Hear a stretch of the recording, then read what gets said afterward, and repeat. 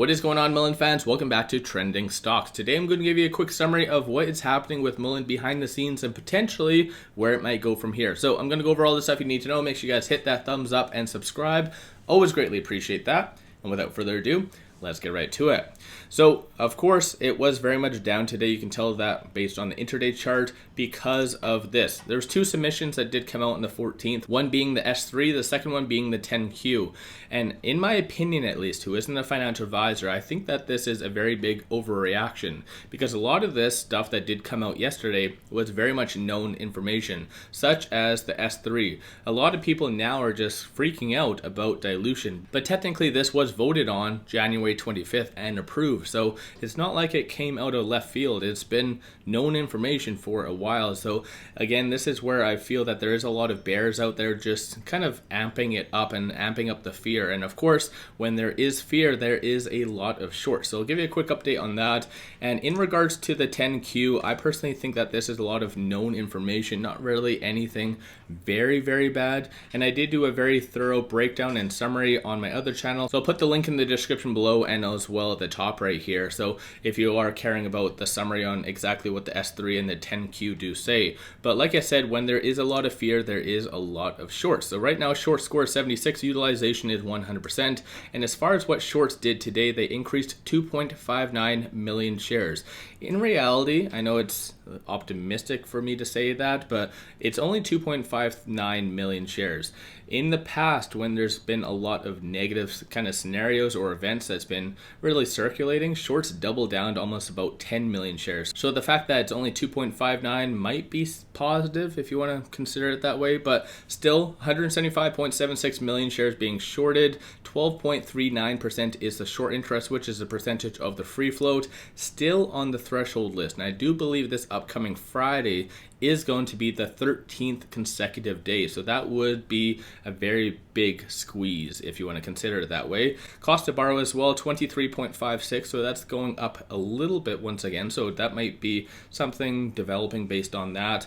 But like I said, it's basically just fear around that. And hopefully now that these two items are submitted, then basically it can move up from here and have a lot of good positive PR. But outside of that though, just going to give you a quick update on this. So there was no transactions on the dark pool. So it's very much abnormal to see that. So it goes to show that there was a lot of smaller fish trading today. So not necessarily the big fish. And when it comes down to the secondary market, there was two transactions, 140 million and 254 million. One before or pre-market, one after hours.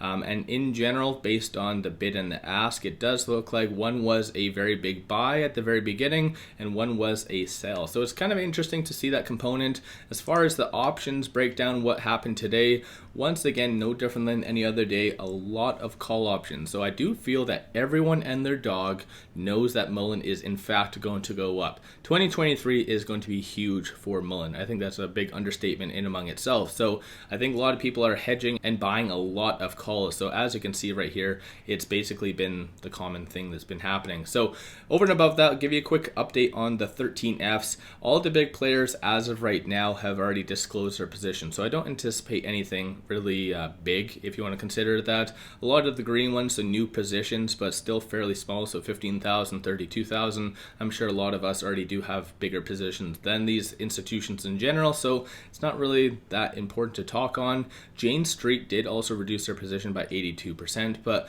like I said, I think a lot of the good players in the actual game did increase their position. And over and above that, and just to cap it off, I'll go over some technical analysis and give you my thoughts on where things are going. So even though it did go down roughly about 9% during the actual trading day, stochastic is still at neutral. So 48, number of retail investors were holding fairly strong today. So once again, that could be perceived as very bullish, that people are kind of pushing away from the BS. And like I said, a lot of the big investors and known investors in Mullen were already anticipating these two things coming out. So I don't think it is that big of a deal if you have the same long-term mentality as myself. But outside of that, on the actual chart though, it is technically sitting exactly right below that central Bollinger Band. So as basically I've mentioned, if it was negative enough, it was going to push it lower. So it's just going to be wedge bound most likely between that 100-day moving average and that central Bollinger Band. So between 31 cents and 35 cents sense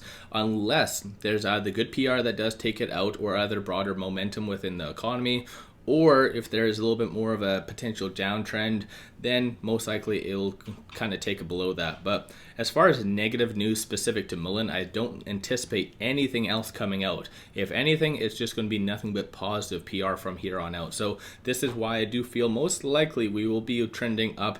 Most likely not this week, but early next week we might see the 40s once again. And then depending on the circumstances at that time frame, we might be able to trend up higher from that. So let me know your thoughts on all of that in the comments below. If you haven't already, hit that thumbs up and subscribe. I always greatly appreciate that. If you do like my Mullen content and want to support the channel, take a look at my memberships, link in the description below, or just hit the join button at the bottom of the screen. With that said, appreciate you guys watching. Let's all make a lot of money on Mullen.